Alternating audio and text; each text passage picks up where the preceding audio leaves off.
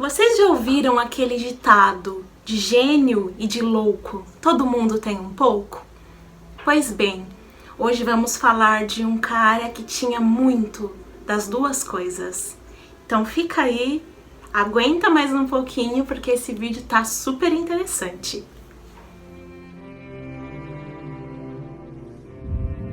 Bom, antes de falar com vocês sobre este indivíduo, eu acho importante contextualizar o que acontecia no mundo no momento em que essa pessoa nasceu, porque isso teve uma influência direta em sua vida. Nós estamos falando aí do início do século XIX, pós-Revolução Francesa. O mundo ainda sentia o cheiro de pólvora, os destroços da guerra ainda eram visíveis. Todos ansiavam por uma fuga da realidade. Naquele momento, a burguesia assumia o poder, todo homem passou a ter o direito de nascer livre. A sua vida não era mais pré-determinada pelo seu berço, pela sua família, pela sua condição de nascença. Então, todas as pessoas passaram a ter acesso às artes que até então eram exclusivamente destinadas aos nobres e ao clero. Então, a partir daquele momento, o homem começa a pensar em si, nas suas necessidades, nas suas paixões. Ocorre também um grande êxodo rural. Os camponeses deixam as áreas rurais e migram para os grandes centros urbanos. Surge então o que conhecemos hoje como romantismo, que muito mais do que um movimento artístico é um reflexo de uma sociedade e nos mostra o que estava acontecendo em uma determinada época. Esse movimento surge na Alemanha e depois se espalha por toda a Europa e reflete a realidade carregada de paixões humanas. Como principais características dessa época, nós vemos a idealização da mulher, o nacionalismo. Surge então a busca por uma utopia, por uma fantasia, por um sonho, assim como vem também um certo flerte pela morte, o anseio por um amor platônico, um amor idealizado, inatingível. Pela primeira vez, os sentimentos humanos, o sentimento de cada indivíduo importa e os interesses humanos não são mais ditados pela nobreza ou pelo clero. Nesse contexto, nasce então, na antiga Saxônia, na Alemanha, Robert Alexander Schumann, em 8 de junho de 1810. Schumann era filho de um livreiro que amava as letras e de uma dona de casa muito culta. Então, desde pequeno, Schumann, por influência de seus pais, desenvolveu um grande amor por poemas, pela literatura e pela música. Desde muito jovem, com cerca de 5 a 7 anos, ele já era capaz de ler e traduzir grandes autores, como Lord Byron, Hoffmann e Victor Hugo. Aos 7 anos, ele teve sua primeira aula de piano. Mas em pouco tempo ele era capaz de dedilhar e executar peças difíceis muito melhor do que seu professor. Então ele abandonou as aulas e resolveu dedicar-se ao estudo por conta própria, como um autodidata. Mas a vida tem uma mania de pregar peças na gente, não é mesmo? Schumann, com apenas 16 anos, recebeu um grande golpe, quando sua única irmã, Emily, cometeu suicídio e no ano seguinte o seu pai faleceu. Foi então que pela primeira vez Schumann teve que lidar com sentimentos muito difíceis e começa a apresentar alguns sintomas de depressão. Aos 18 anos, por influência e incentivo de sua mãe, ele se muda para um grande centro urbano e ingressa na faculdade de Direito, que desde aquela época já era considerada uma profissão de prestígio.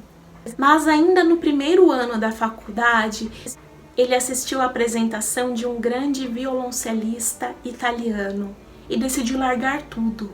Naquele momento ele teve certeza que era de música e para a música que ele queria viver.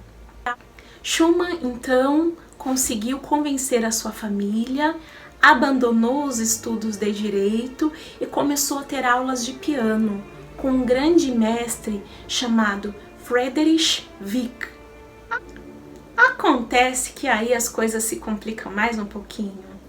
Schumann conhece a filha do seu professor, uma jovem que na época tinha apenas 13 anos, mas que tinha muitos interesses em comum com ele, como por exemplo, a literatura e a música. E eles se apaixonam.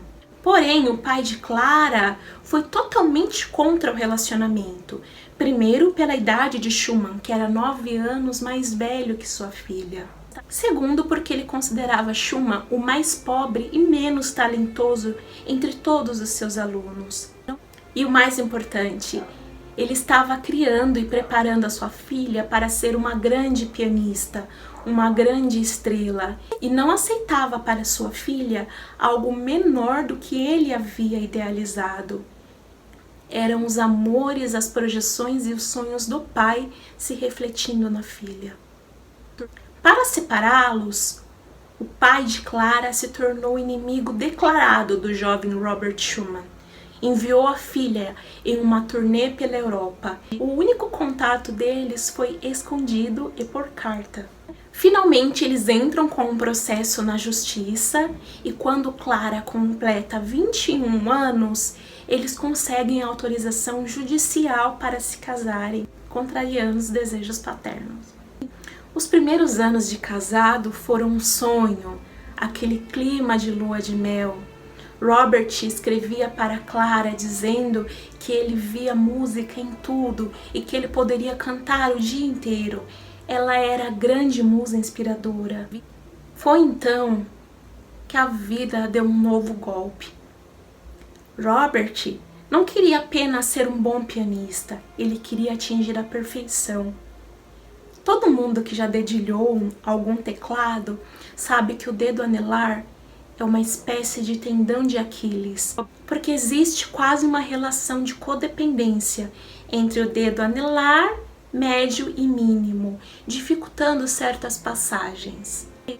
Mas alguém que havia decidido dedicar sua vida à música não se deixaria ser vencido por isso.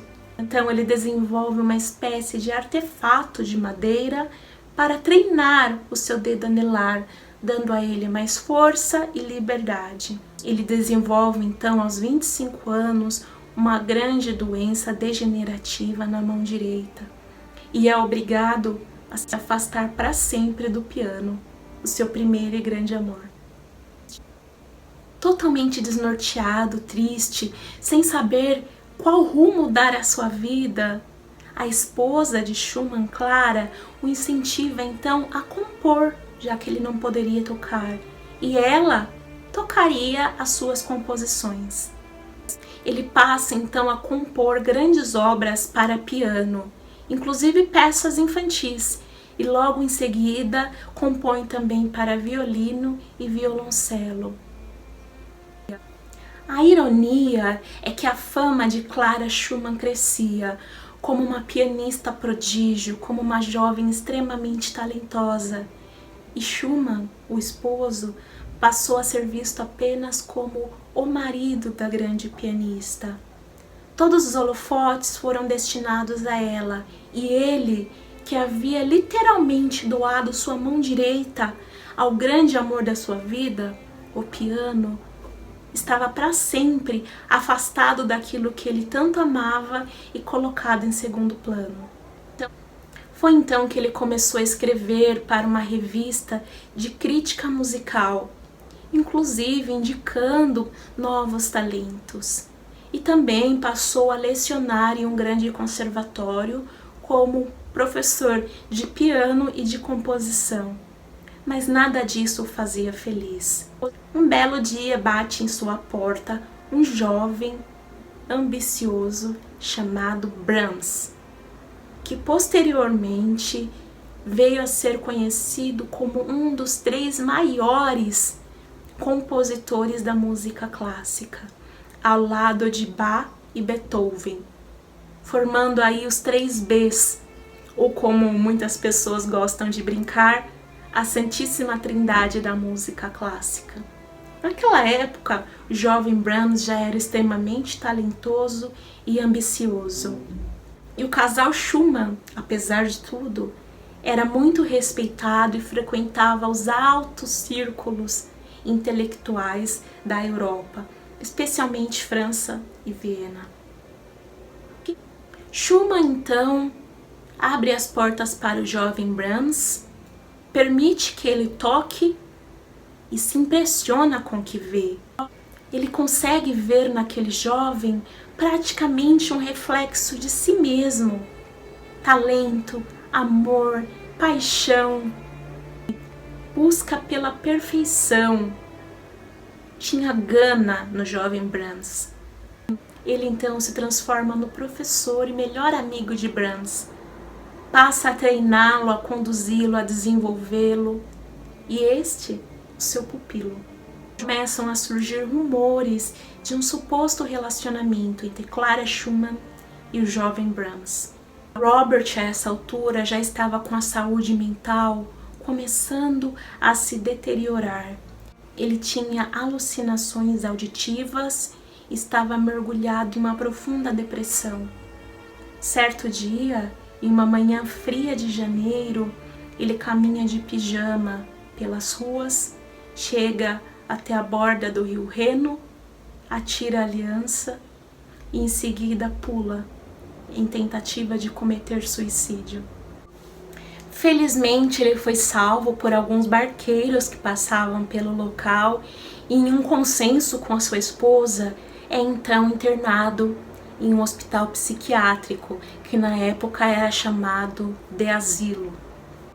Durante os próximos 2 anos, apenas o jovem Brahms, o seu suposto melhor amigo, podia visitá-lo, porque esse tipo de ambiente era proibido para mulheres. E ele continuou se correspondendo com sua esposa por cartas.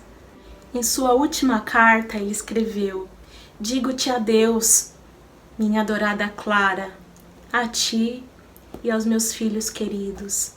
Escreve-me depressa, o teu velho e fiel Robert."